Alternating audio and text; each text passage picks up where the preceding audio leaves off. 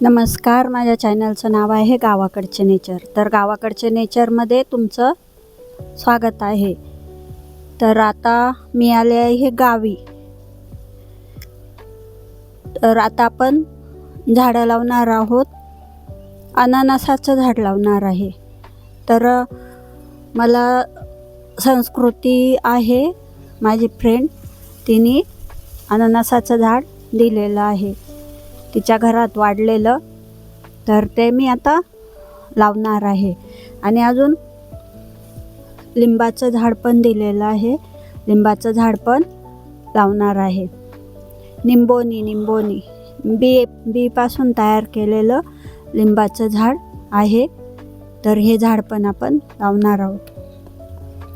आणि मिरच्या पण लावणार आहे. हे सुकलं आहे, तर लावल्यावरती लागतील. हे कढीपत्त्याचे झाडं आहे, इथं माझ्या इथंच आलेले. तर हे पण मी लावणार आहे आणि त्याचे रोपं तयार करणार आहे. तर मी तुम्हाला अननसाचं झाड दाखवते.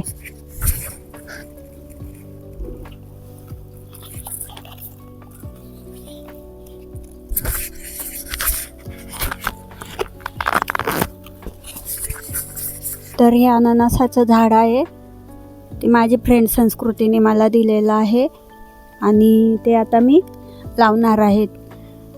तर असे भरपूर झाडं आहेत की जे मला दिलेले आहेत. तर ही जी मागं नारळ दिसते ना, ती माझ्या मुलीच्या मावस सासूने दिलेली आहे. तर तिला आता नारळ यायला लागले, म्हणजे पार आला आहे, फुलं आणि फळं पण लागले छोटे छोटे. डाळिंब दिले एका वहिनीने, त्याला पण डाळिंब लागले. आता फुलं आले पण त्याला पण डाळिंब येतात. परत माझ्या मुलीच्या घरचं नारळ पण आहे आणि ते नारळ दिसतं, हां तेच नारळ. ती दीपाली आहे.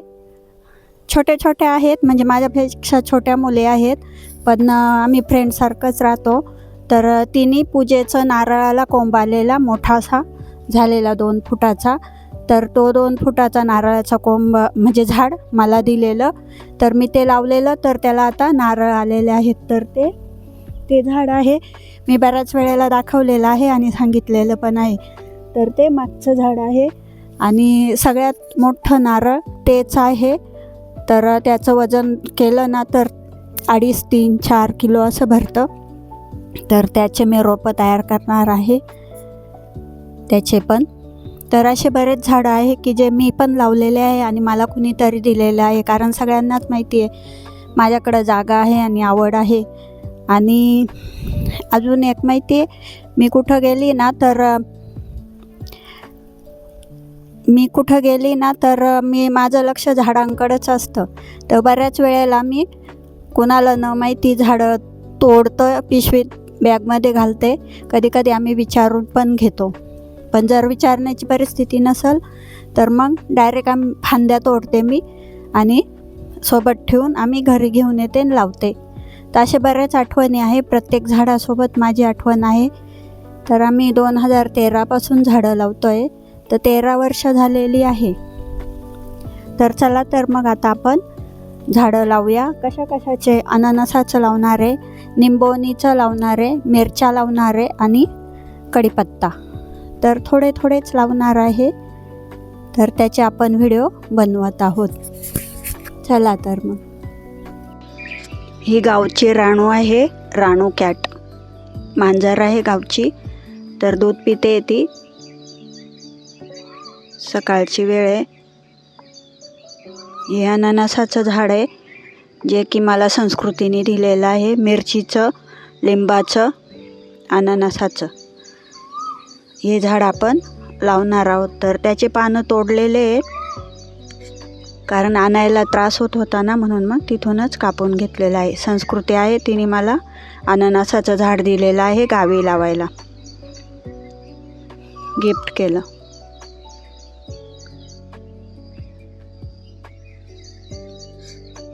आणि लिंबाचं झाड पण दिलेलं आहे. तिच्या मुलाने लिंबाचं बी कुंडीत टाकलेलं होतं, तर त्याचं झाड झालं. आता आपण लावणार आहोत अननसाचं झाड. तर इथं पडीक जागा आहे, पडीक जागेचाच आपण उपयोग करणार आहोत.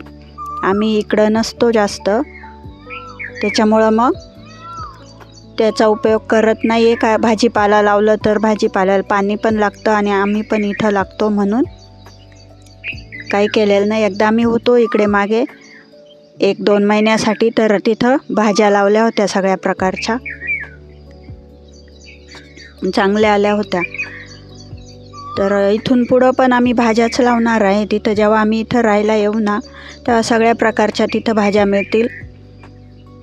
कोणी आले तर त्यांना वानोळा पण द्यायला होतो आणि आपल्या घरच्या भाजीचं पण काम होऊन जातं. तर फळं, फुलं आणि भाजी सगळ्या गोष्टी आपल्याला इथं एकाच ठिकाणी मिळणार आहे. आता आम्हाला फळं मिळतात, फुलं पण आहे भरपूर प्रकारचे, आयुर्वेदिक झाडं पण भरपूर प्रकारचे आहे. तर अननसाचं झाड मी लावत आहे.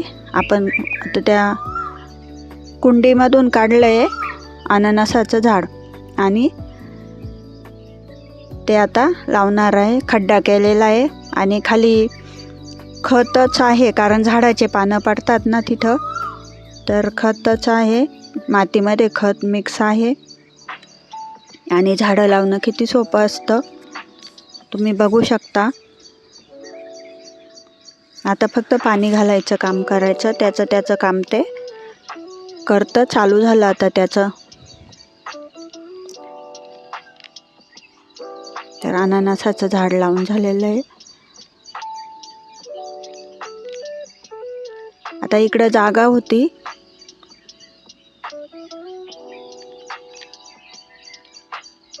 दोन नारळ यांच्यामध्ये, तर तिथं लिंबाच्या झाडा लावू म्हटलं.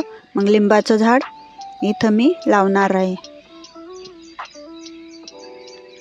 आता छोटं जरी असलं तरी भविष्यात ते भरपूर मोठं लिंबाचं झाड तयार होणार आहे.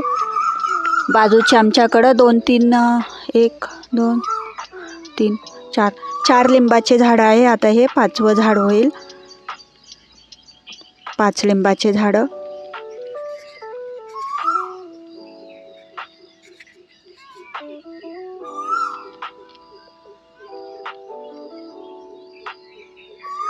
डब्यामधून निघतं ते, पण थोडीशी मेहनत घ्यावी लागते. जसंची तसं झाड निघतं. पक्ष्यांचा आवाज येतोय, मोराचा पण आवाज येतो. तिकडं आमचं आंब्याचं झाड आहे, आंब्याच्या झाडावरती मोर बसलेला.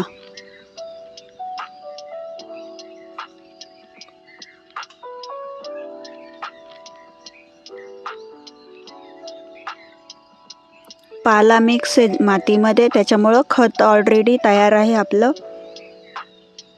तर आपण कोणत्याच झाडाला खर्च केलेला नाही आहे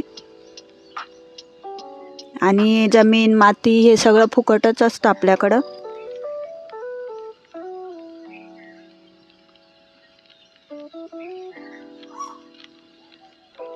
इकडं आता मिरच्या लावणार आहे.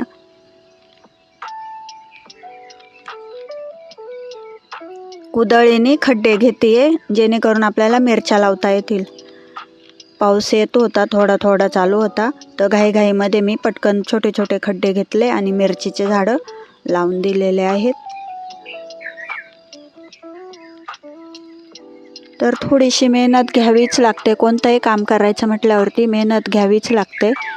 बाहेर महागाई किती आहे, तर महागाई आणि त्यात मिक्सअप केलेलं असतं, केमिकल असतं.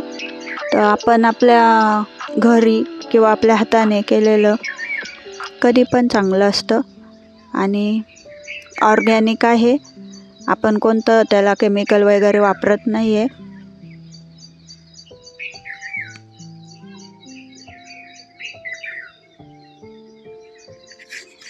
मिरचीचं झाड आहे, 2 झाडं लावले एका ठिकाणी, एक येईल. आले तर दोन्ही पण येतील. तर झाडांखाली झाडाचा पाला पडलेलाच असतो. आपण किती स्वच्छता केलं तर वरून पडलेलाच असतो, कारण आमचे झाडं 2013 पासून आम्ही झाडं लावतोय. आता 2026 आहे, तर सगळ्या प्रकारचे झाडं आहेत.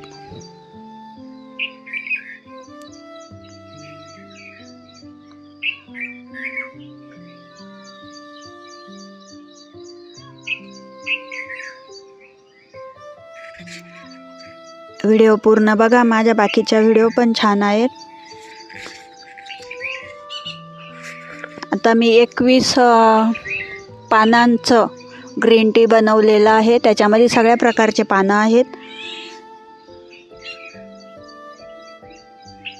निलगिरीची पावडर पण बनवलेली आहे. ज्या व्हिडिओ म्हणजे आपण यूट्यूबमध्ये पण सर्च केल्या तरी येत नाहीत, अशा बऱ्यापैकी व्हिडिओ माझ्या चॅनलमध्ये आहे. तर तुम्ही माझं चॅनल सबस्क्राईब करा आणि व्हिडिओ बघा, लाईक कमेंट करा, म्हणजे मला समजेल की व्हिडिओ बघितली आहे असं तुम्ही.